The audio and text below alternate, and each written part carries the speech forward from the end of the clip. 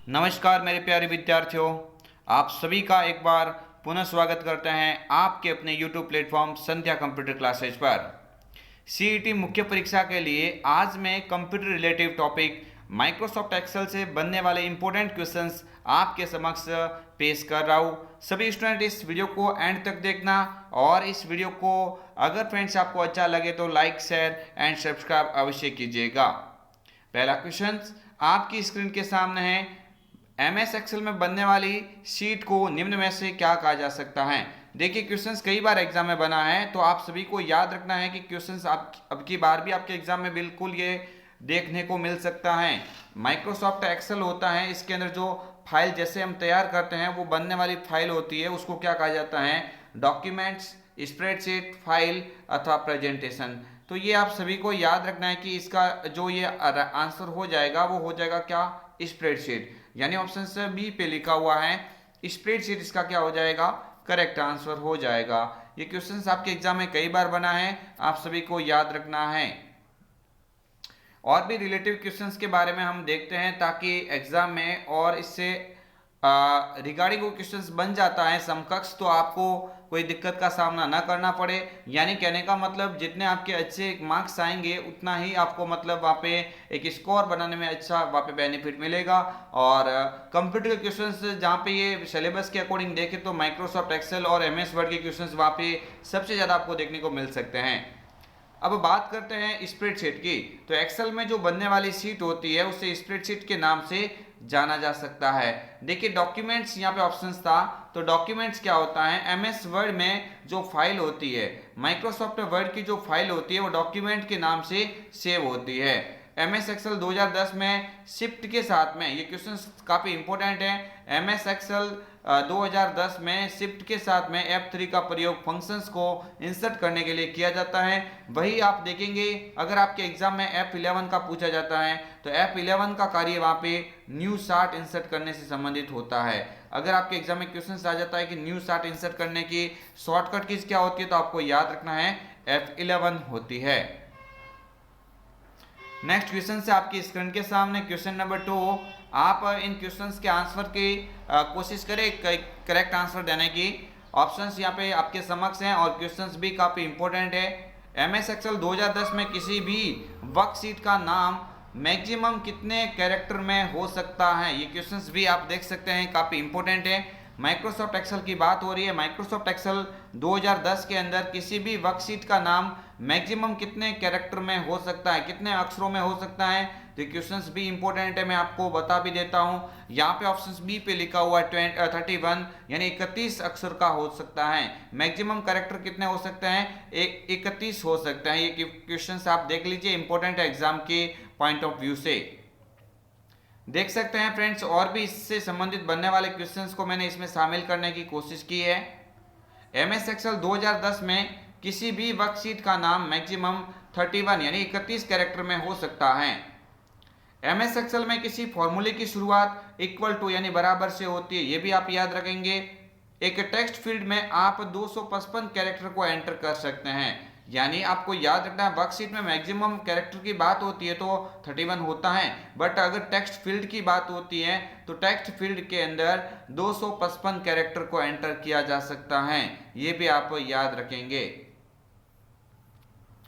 Next questions की और यहाँ पे देखते बढ़ते हैं। क्वेश्चंस नंबर 3, और इस क्वेश्चंस के अंदर ये पूछा गया है एमएस एक्सेल 2010 की एक वर्कशीट में कितने रो एंड कॉलम्स होते हैं। ये क्वेश्चंस भी आप कह सकते हैं काफी इंपॉर्टेंट है, और जब भी एमएस एक्सेल का टॉपिक कई सिलेबस में दिया हुआ होता है तो मेरे हिसाब से ये क्वेश्चंस आपको हूबहू देखने को यहाँ पे मिल सकता है, इसमें कोई भी यहाँ पे दोहराई नहीं है। आप सभी को याद रखना है कि जब भी बात होती है रो और कॉलम की तो पहले आप पहचान करेंगे कि भाई रो कहाँ पे बोला गया, कॉलम कहाँ पे बोला गया है। यहाँ पे देख सकते हैं आप पहले रो लिखा हुआ है, यानी आपको याद रखना है कि रो होती है वो कॉलम के मुकाबले काफी ज्यादा होती है। यानी आपको याद रखना रो की संख्या होती है 10,48,576 और कॉलम की संख्या होती है 16,384। यानी यहाँ पे ऑप्शन ए पे लिखा हुआ है, ये ऑप्शन इसका क्या माना जाएगा, करेक्ट आंसर माना जाएगा। एग्जाम के पॉइंट ऑफ व्यू से काफी इंपॉर्टेंट कह सकता हूं मैं।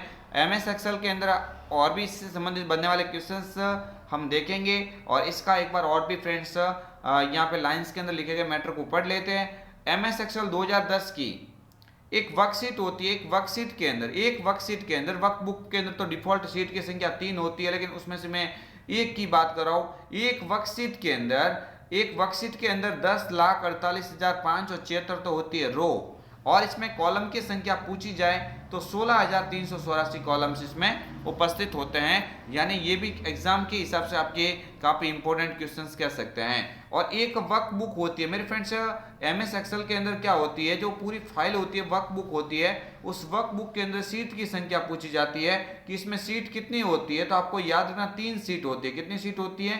3 सीट होती है डिफॉल्ट रूप से, जो एक वर्कबुक एक्सेल के अंदर होती है। उसमें देख सकते हैं क्वेश्चन नंबर 4, एक्सेल के अंदर चार्ट बनाते समय किसी विशेष सूचना को मुख्य रूप से दर्शाने के लिए निम्न में से किसका प्रयोग किया जा सकता है। यानी एक्सेल होता है मेरे फ्रेंड्स, आपको याद रखना है, आप सभी को याद रखना है कि माइक्रोसॉफ्ट एक्सेल में चार्ट बनाते समय किसी विशेष सूचना को मुख्य रूप से दर्शाने के लिए हम डेटा लेबल्स का उपयोग करेंगे। यहाँ पे ऑप्शन से बी पे लिखा हुआ ऑप्शन डेटा लेबल्स, ये इसका क्या माना जाएगा? करेक्ट आंसर माना जाएगा। क्वेश्चंस काफी इंपॉर्टेंट है। जब भी बात होती है डेटा लेबल्स की तो आपके एग्जाम में ये काफी इंपॉर्टेंट कह सकते हैं। डेटा लेबल एक्सेल्स में बनाते समय किसी विशेष सूचना को मुख्य रूप से दर्शाने के लिए डेटा लेबल्स का प्रयोग होता है। एरिया की बात करें तो एरिया क्या होता है? ये समय के साथ परिवर्तन एवं परिवर्तनों के योग दोनों को बताता है। देखिए फ्रेंड्स, एरिया चार्ट की बात हो रही है।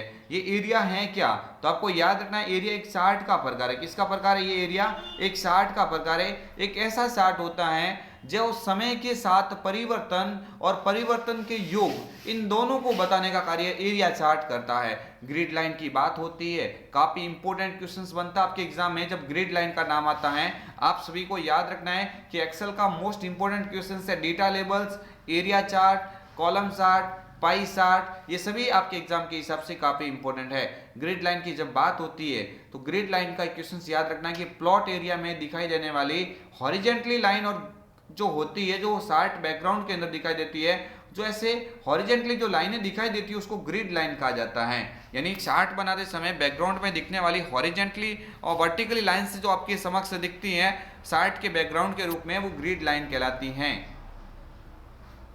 देख लेते हैं क्वेश्चन नंबर नेक्स्ट की बात करते हैं। सेल के चारों ओर एक काले रंग की सीमा सेल को क्या संकेत करती है? देखिए जो सेल होती है, सेल यानी आपको याद रखना जब ये रो कॉलम मिलते हैं और कॉलम के बाद में जो रो मिलती है, ये रो और कॉलम के बीच का जो कॉम्बिनेशन होता है, रो और कॉलम के बीच का जो कटाव होता है, इस कटाव को कहा जाता है सेल। इस कटाव को क्या कहा जाता है? सेल कहा जाता है। तो इसी सेल के अंदर काले रंग की सीमा, यानी सेल के चारों ओर काले रंग की सीमा, ये क्या संकेत दे रही है? इसका मतलब आप ये कह सकते हैं कि जिस सेल के अंदर आपके द्वारा जो कार्य किया जा रहा है वर्तमान में, उस सेल के ऊपर जैसे आप काम करेंगे तो उसके जिस सेल के अंदर आप काम कर रहे हो उस सेल के चारों ओर काले रंग की सीमा प्रदर्शित होगी। इसका मतलब ये कह सकते हैं कि वो सक्रिय सेल है, इसके ऊपर आप वर्तमान में कार्य कर रहे हैं। जिस सेल के ऊपर वर्तमान में कार्य कर रहे हैं उस सेल का बैकग्राउंड, जो उसकी बॉर्डर होगी, वो ब्लैक और थोड़ी फ्रेंड्स यहाँ पे काले रंग की दिखाई देगी।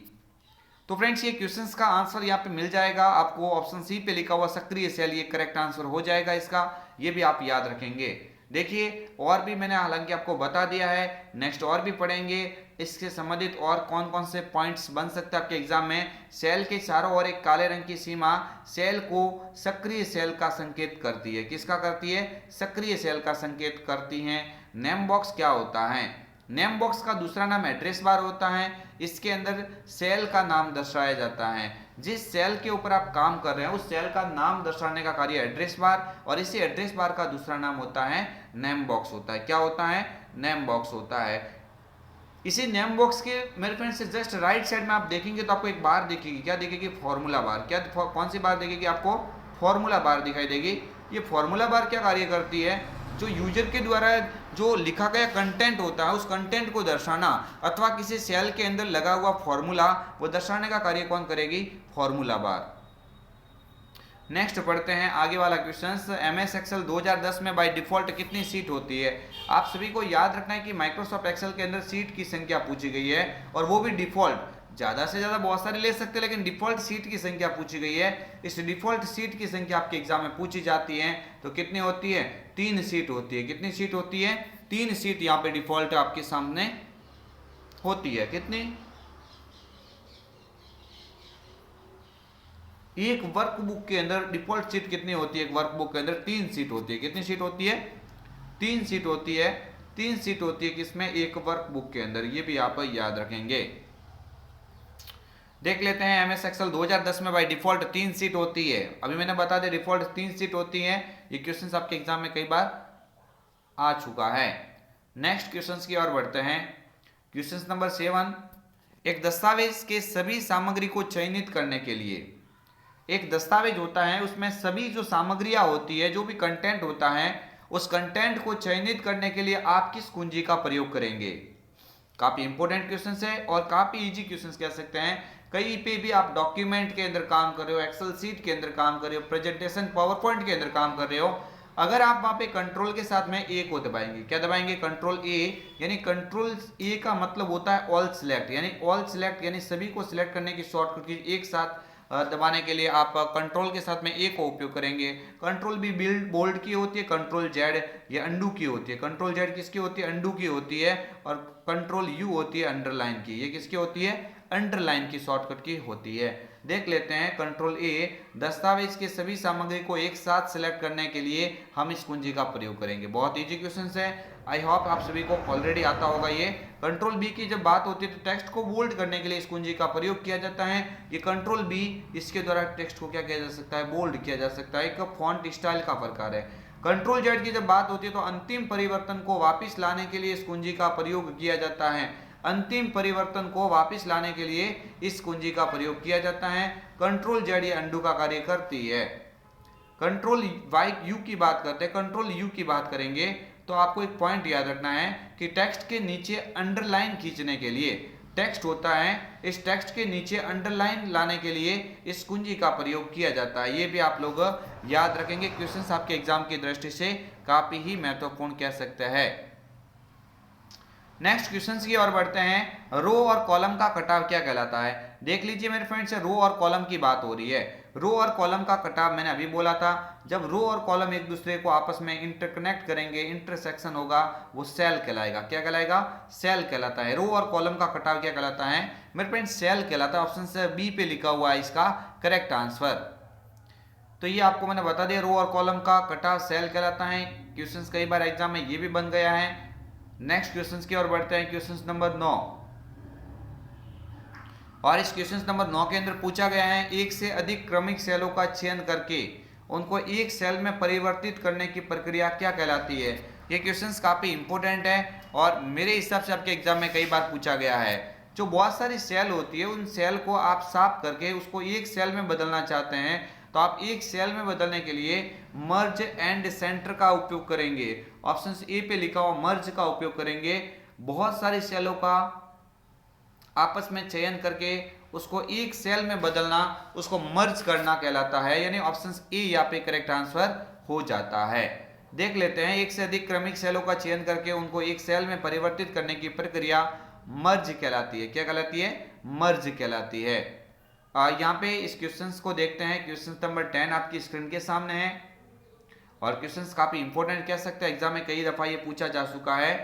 निम्न में से किस फंक्शंस द्वारा करंट डेट इंसर्ट कर सकते हैं? जो करंट डेट होती है, वो करंट डेट इंसर्ट करने के लिए आप किसका उपयोग करेंगे? करंट डेट इंसर्ट करने के लिए मेरे फ्रेंड्स आप टुडे का इस्तेमाल करेंगे। किसका इस्तेमाल करेंगे? ऑप्शन बी पे लिखा हुआ है, ये इसका यहाँ पे क्या माना जाएगा? करेक्ट आंसर माना जाएगा। इसके द्वारा करंट डेट को इंसर्ट किया जा सकता है। किसके द्वारा? टुडे।